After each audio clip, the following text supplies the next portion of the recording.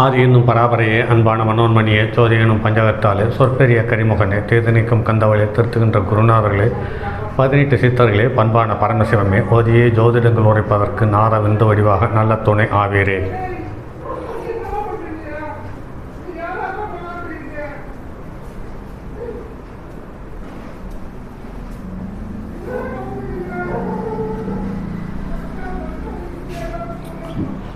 உலகில் உள்ள தமிழ் பேசும் அனைத்து நல் உள்ளங்களுக்கும் மற்றும் ஜோதிட சான்றோர்களுக்கும் மூத்தோர்களுக்கும் ஆர்வலர்களுக்கும் மற்றும் இந்த காணொலியை காணும் உங்களுக்கும் ஆஸ்தோராஜின் இனிய நல்வணக்கங்கள். ஜோதிடம், ஆன்மீகம், வாழ்வியல், மருத்துவம் என்ற 4 தலைப்புகளில் தொடர் காணொலிகளாக கொடுத்து வருகிறோம். அந்த வகையில் இன்று ஜோதிடம் சார்ந்த ஒரு பதிவு. காலத்தை அடையாளம் காட்டும் காலக்கணிதர் என்று சொல்லக்கூடிய ஜோதிடர். இந்த ஜோதிடத்தில்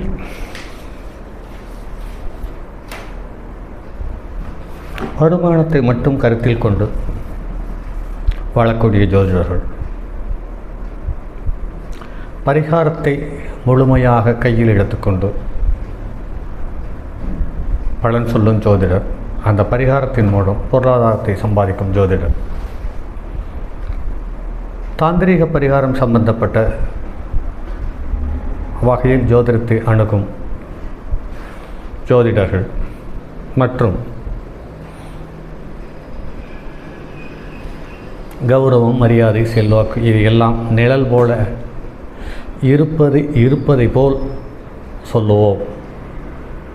இயல்பு நிலைக்கு மாறாமல் தெய்வத்தினுடைய தரிசனங்களை மட்டும், கோயில் தரிசனங்களை மட்டும் வலுவாக நம்பி செயல்படும் மிகப்பெரிய ஜோதிடர்கள், இப்படி எண்ணற்ற வகையில் ஜோதிடர்கள் இருக்கிறார்கள். அந்த வகையில் இன்று ஒரு ஜோதிடர்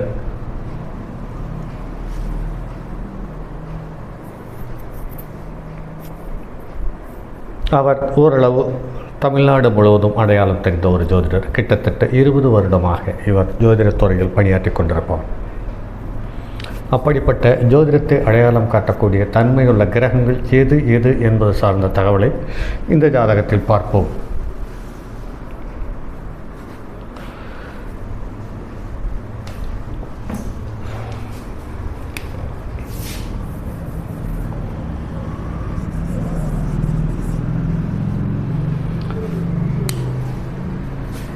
பொதுவாக ஜோதிடர் ஆவதற்கான விதி என்று பார்க்கும் பொழுது 2க்குரியவன் பலம் பெற்றிருக்க வேண்டும்.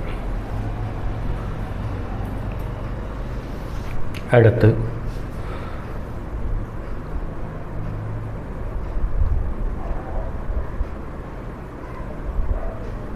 புத்தியை அடையாளம் காட்ட புதன், அது மனம் சார்ந்த விஷயம் என்ற சூழ்நிலையில் இருக்கும்போது சந்திரனத்தை மனத்தை அடையாளம் காட்டக்கூடிய சந்திரன், ஞானத்தை கொடுக்கக்கூடிய கேது, இதையெல்லாம் வெளிப்படுத்தி அதன் மூலம் பொருளாதார வரவையும் செல்வாக்கையும் எதிர்பார்க்கக்கூடிய தன்மையை உருவாக்கி தருவது குரு.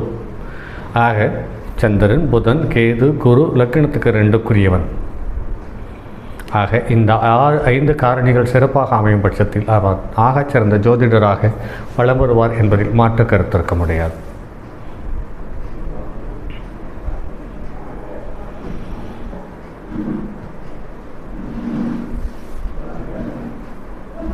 இது மட்டும் இல்லாமல் சந்திரனுக்கு கேந்திரத்தில் புதன், சந்திரனுக்கு கேந்திரத்தில் கேது, சந்திரனுக்கு கேந்திரத்தில் குரு, இப்படிப்பட்ட சூழ்நிலையும் ஓரளவு சிறப்பான சூழ்நிலையை அள்ளி தந்து விடுகிறது என்பது நடைமுறையில் பார்க்க முடிகிறது. இந்த ஜாதகத்தில் பாருங்கள் நண்பர்களே, இவர் 11/2/1985 ஆண்டு காலை 11:10 ஜனனமானவர். ஜாதக அமைப்பு என்று பார்க்கும் பொழுது மேஷ லக்னம், லக்னத்தில் ராகு, 7ஆம் இடத்தில் சந்திரன், கேது, 8ஆம் இடத்தில் சனி, 10வது இடத்தில் சூரியன், புதன், குரு, 12ஆம் இடத்தில் செவ்வாயும் சுக்கிரனும். இந்த ஜாதகத்தில் 10ஆம் இடத்தில் சூரியன் திக்பலம் பெற்று வலுவாக இருக்கிறார்.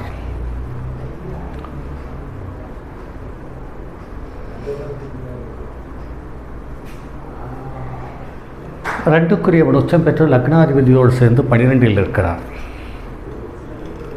ஆக இந்த ஜாதகத்தில் குரு நின்ற வீட்டிலிருந்து 1, 2, 3, 4, 5 கிரகம் எதுவும் இல்லை. 7 கிரகம் எதுவும் இல்லை. குரு நின்ற வீட்டிலிருந்து 9ஆம் இடத்தில் கிரகம் எதுவும் இல்லை. ஆக அதே சமயத்தில் இந்த ஜாதகத்தில் குரு சந்திரனுக்கும் சூரியனுக்கும் 2க்கும் குருவனுடைய பார்வை இல்லை. ஆக நிறைய நெருக்கடிகளையும் சங்கடங்களையும் தவிர்த்து எவ்வளவு திறமை இருந்தாலும் அந்த திறமை வெளிச்சத்துக்கு கொண்டு வர முடியாமல் வாழக்கூடிய கட்டாய சூழ்நிலைக்கு பிறந்தவர்கள். அதே சமயத்தில் லக்னத்துக்கு 2ஆம் இடத்தில் இருக்கக்கூடிய 2ஆம் இடத்துக்குரிய கிரகம் உச்சம் பெற்று வலுவாக இருக்கிறது. அது லக்னாதிபதியோடு சேர்ந்து இருக்கிறது. ஆக இவர் ஒரு ஆகச்சிறந்த ஜோதிடர் அல்லது நல்ல வாக்குப்பளிதம் உள்ளவர் என்பதை மாற்று கருத்திருக்க முடியாது. அது மட்டும் இல்லாமல் ஒரு ஸ்தானத்துக்குரிய கிரகம் அந்த ஸ்தானத்துக்கு 11ஆம் இடத்தில் வலுப்பெறும் பொழுது 2ஆம் இடத்துக்குரியவன் 11ஆம் இடத்தில் வலுப்பெறக்கூடிய தன்மை தனுசு லக்கணத்துக்கு சனி 11ஆம் இடத்தில் வலுப்பெறுவான். மேஷ லக்கணத்துக்கு 11ஆம் இடத்தில் சுக்கிரன் வலுப்பெறுவான். இந்த 2 கிரகங்களை தவிர மற்ற கிரகங்கள் எதுவும் தனக்கு 2க்குரியவன் 11ஆம் இடத்தில் வலுப்பெறுவதற்கான வாய்ப்பு ஜாதகத்தில் குறைவு. அந்த வகையில் பார்க்கும் பொழுது லக்னம் சரலக்கணத்தில் பிறந்து சரராசியில் பிறந்தவர். அந்த வகையில் பார்க்கும்போது வாழ்நாள் முழுவதும் சுறுசுறுப்பாக இயங்கக்கூடிய அற்புத உழைப்பை மூலதனமாக கொண்ட ஜோதிடர். இந்த ஜாதகத்தில் லக்னம் என்று பார்க்கும்போது பரணி நட்சத்திரம் 1ஆம் பாதத்திலிருந்து அமர்ந்து 13.26 பாகை பெற்றிருக்கிறது. சூரியன் அவிட்டம் 2இல் அமர்ந்து 28.54 பாகை பெற்றிருக்கிறது. சந்திரன் சுவாதி 3ஆம் பாதத்தில் அமர்ந்து 14.3 பாகை பெற்றிருக்கிறது. செவ்வாய் உத்திரட்டாதி நட்சத்திரம் 3ஆம் பாதத்தில் அமர்ந்து 12.51 பாகை பெற்றிருக்கிறது. புதன் திருவோண நட்சத்திரம் 4ஆம் பாதத்தில் அமர்ந்து 26.41 பாகை பெற்றிருக்கிறது. குரு உத்திராட நட்சத்திரம் 4ஆம் பாதத்தில் அமர்ந்து 7.30 பாகை பெற்றிருக்கிறது. சுக்கிரன் உத்திரட்டாதி நட்சத்திரம் 4ஆம் பாதத்தில் அமர்ந்து 14.11 பாகை பெற்றிருக்கிறது. சனி அனுச நட்சத்திரம் 1ஆம் பாதத்தில் அமர்ந்து 7.5 பாகை பெற்றிருக்கிறது. ராகு கிருத்திகை நட்சத்திரம் 1 பாதத்தில் அமர்ந்து 29 பாகை பெற்றிருக்கிறது. கேது விசாக நட்சத்திரம் 3ஆம் பாதத்தில் அமர்ந்து 29 பாகை பெற்றிருக்கிறது. இந்த ஜாதகத்தில் ஆகச்சிறந்த சக்தி கொண்ட ஒரு கிரகம் என்றால் அது ராகுதான். ஏனென்று கேட்டால் கிருத்திகை நட்சத்திரத்தில் 1 பாதத்தில் அமர்ந்து நவகிரகங்களே அதிகபட்ச பாகை பெற்றிருக்கிறது. ஆக இவர் வாழ்நாள் முழுவதுமே முன்பின் தெரியாத மனிதர்கள் மூலம் மிகப்பெரிய யோகத்தையும் செல்வாக்கையும் அடையத்தக்கவர் என்பதில் மாற்று கருத்திருக்க முடியாது. அடுத்து சூரியன் செவ்வாயினுடைய நட்சத்திரத்தில் அமர்ந்திருக்கார். ஆக லக்னத்துக்கு 1, 5க்குரியவனுடைய தொடர்பு வந்து விடுகிறது. சூரியன் முதல் லக்னாதிபதியினுடைய நட்சத்திரத்தில் அமர்ந்தது என்பது சாலச்சிறந்தது. அது மட்டும் இல்லாமல் 10ஆம் இடத்தில் திப்படம் வாங்கியிருக்கிறது, அதைவிட சாலச்சிறந்தது. சந்திரன் சுவாதி நட்சத்திரத்தில் அமர்ந்து சுவாதி நட்சத்திரத்தை தந்த ராகு லக்ன கேந்திரம் பெற்று அதுவும் அதிக பாகையை வாங்கி சந்திரனுக்கு கேந்திரத்தில் அமர்வது என்பது சிறப்பான ஒரு தகவல். அடுத்து சனி உத்திரட்டாதி நட்சத்திரத்தில் அமர்ந்திருக்கிறது. ஆக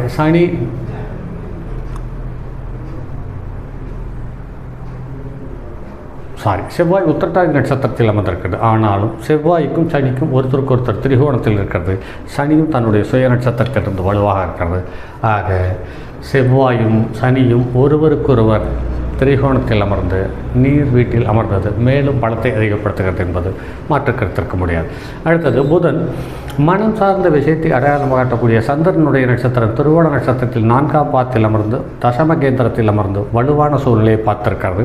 அதே சமயத்தில் அந்த புதன் தனக்கு வீடு கொடுத்த கிரகத்தாலேயே பார்க்க பெற்றிருக்கிறது என்பது மேலும் சிறப்பான ஒரு தகவல்.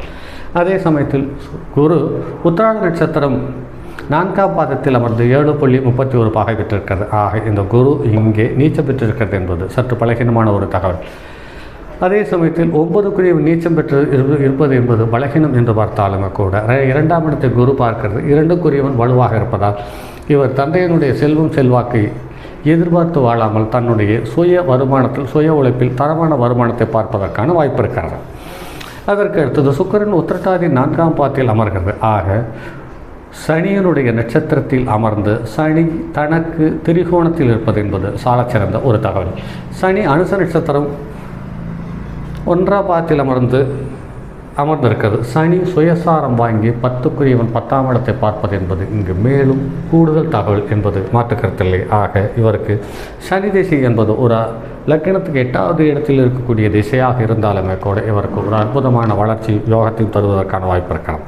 அடுத்து ராகு கிருத்திகை நட்சத்திரம் முதல் பாதத்தில் அமர்ந்து 29 பாகை பெற்று வலுவாக அமர்ந்திருக்கிறது. கேது குருவனுடைய நட்சத்திரத்தில் 3ஆம் பாதத்தில் அமர்ந்திருக்கிறது. ஆக விசாக நட்சத்திரத்தை தந்த குரு கேதுவுக்கு கேந்திரத்தில் அமர்ந்து குருவுக்கு 10ஆம் இடத்தில் அமர்ந்தது என்பது குரு கேது தொடர்பு வந்து விடுகிறது. அதற்கடுத்தது புதன் என்று பார்க்கும் பொழுது அவன் திருவோண நட்சத்திரத்தில் சந்திரனுடைய நட்சத்திரத்தில் அமர்ந்து சந்திரனோடு தொடர்பு பெற்று விடுகிறது. அந்த வகையில் பார்க்கும்போது அதுவும் புதனுக்கு நட்சத்திரத்தை கொடுத்த சந்திரன் என்று பார்க்கும்போது புதனுக்கு 10ஆம் இடத்தில் தசம கேந்திரத்தில் அமர்ந்து யோகத்தை தந்து விடுகிறது என்பது மாற்று கருத்திருக்க முடியாது. இப்படி சந்திரன் கேது குரு புதன் லக்னத்துக்கு 2க்குரிய உச்சம் பெற்று ஆக இவர் ஒரு சாலச்சிறந்த ஜோதிடர் என்பதை இந்த கிரக அமைப்புகள் அடையாளம் காட்டுகிறது என்பதில் மாற்று கருத்தில்லை. ஆக ஒவ்வொரு ஜாதகத்திலேயும் ஒன்றுக்கு மேற்பட்ட கிரகங்கள் வலுவாக இருக்கும் பட்சத்தில் அந்த வலுத்தன்மை அந்த ஜாதகரை ஒரு நல்ல வளர்ச்சியும் வருமான தகுதியும் கொடுத்து விடுகிறது என்பது நடைமுறையில் எண்ணற்ற ஜாதகத்தில் பார்த்தோம். அந்த தகவலை மேலும் உறுதிப்படுத்துகிறது இந்த ஜாதகம். சரி நண்பர்களே, மற்றும் அடுத்தது ஒரு பதிவில் சந்திப்போம். அதுவரை உங்களிடமிருந்து விடைபெறுவது உங்கள் அன்பு நண்பன் எம் ராஜரத்தினம். தங்கமான் மழுவோடேந்தி தன்மதி தலையில் கொண்டோர் மங்கையர் பதிக்கு சொன்ன மாமொழி ஜோதிடத்தை இங்கு யாம் உரைப்பதற்கோர் எமை என்னும் பிழை வராமல் காக்க செங்கன் மால் மருகன் யானைச்சரன் பதம் காப்பதாமே.